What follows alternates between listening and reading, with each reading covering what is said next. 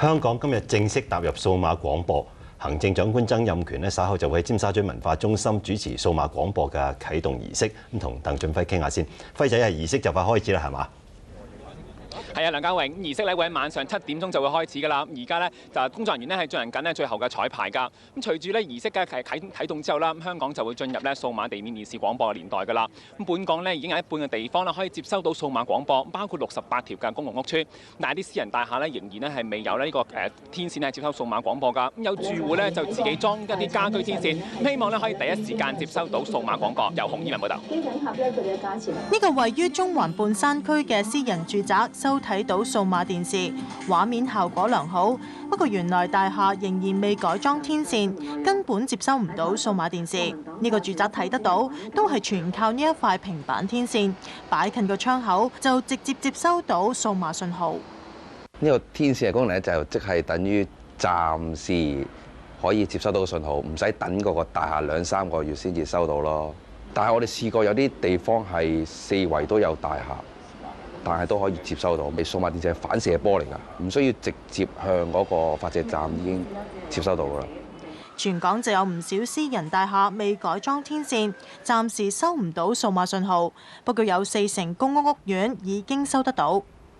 房委會轄下有68個市區嘅公共屋邨啦，已經做咗天線系統改善工程。咁大廈裏邊嘅天線啦，其實都係同過往冇分別㗎，照樣用返傳統嘅魚骨天線。分別就在於大廈嘅機房裏邊新加咗呢3個嘅頻道轉換器，呢啲功能好重要㗎。咁就係負責將天線收到嘅數碼信息轉駁去每個單位嘅度。目前慈雲山發射站覆蓋範圍有九龍、港島北部、沙田同大嶼山東部等一半香港地區，咁其中部分地方接收較弱。喺個覆蓋範圍邊緣嗰啲地方，咁佢哋個信號相對其實係會比較弱一啲嘅。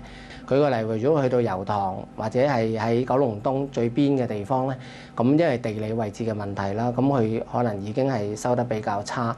但係喺長洲，譬如喺一啲山腳下邊嘅位咧，咁佢因為山嘅地形遮咗啦，個數碼信號都唔係好足夠，咁嗰啲樓宇可能就會收得比較差啲啦。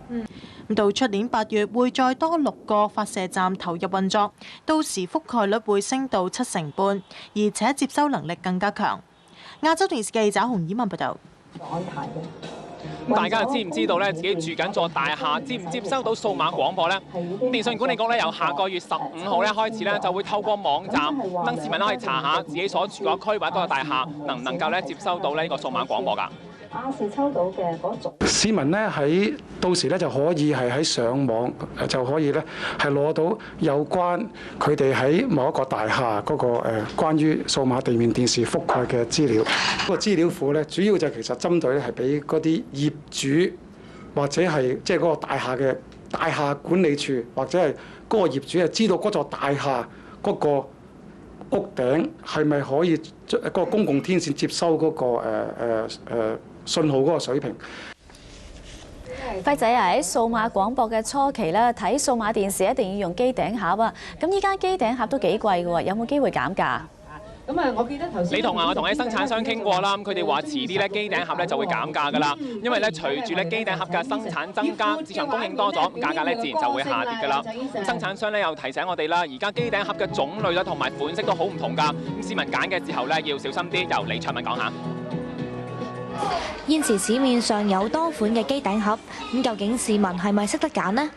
屬於我而家都唔清楚啦，就實質係部機有齊就唔需要買，定係一定要買個機頂盒咯？依家都揀緊，第二我知就好多擺咗出嚟，但係功能都未曾完全 complete 晒咯。有售賣機頂盒嘅電器鋪就話，消費者需要留意唔同型號嘅機頂盒有唔同嘅功能。政府個標籤係最重要嘅，因為嗰啲係最主要開俾客人可以選擇，即係認知到呢一個係一個合乎規格嘅一個機頂盒。基本上而家嘅機頂盒咧，最主要就係接收翻一啲數碼信號嘅廣播啦，就睇一般電視台嘅節目啦。咁遲啲譬如有啲互動電視嘅時候，我哋先至再去諗下會唔會選擇一啲有一個因為互動電視嘅接駁頭嘅機頂盒咁樣。有喺惠州生產香港機頂盒嘅公司表示，現時市面上各款機頂盒質素同埋功能都唔一樣，因為喺研發嘅時候並冇一個統一嘅標準。就喺技術上啦，可能呢個項目咧，香港政府嗰個決定得比較倉促少少啦，佢淨係定咗一個大概嘅廊出嚟，我哋叫嘅。但係咧，實際嘅規範咧，佢冇好有一個制式會俾到我哋，係譬如嗰個範圍係幾遠啊，啲規格係點樣啊，我哋都未有一個好確實嘅嘢。佢哋研發嘅機頂盒喺惠州呢一間廠生產已經有年幾，收到嘅訂單亦都有增無減。呢一間廠啦，每日就大約可以生產到2500部嘅機頂盒㗎。咁但係咧，越嚟越多嘅訂單，令到班工人啦都日以繼夜咁樣加班，先至應付到需求。喺需求同供應都逐步增加嘅情況之下，業界估計機頂盒嘅價格喺下年會下調低於1000蚊。亞洲電視記者李卓敏喺惠州報導。啟動儀式咧會喺晚上7點鐘開始㗎。行政長官曾蔭權、商務及經濟發展局局長馬時亨以及咧2間免費電視台，即係亞視同埋無線嘅管理層咧都會出席㗎。咁啟動儀式完咗之後啦，本港就會正式進入咧標榜冇鬼影、冇雪花、頻道更多嘅數碼廣播時代㗎啦。喺尖沙咀嘅現場報道咁多啦，交翻俾大埔新聞中心。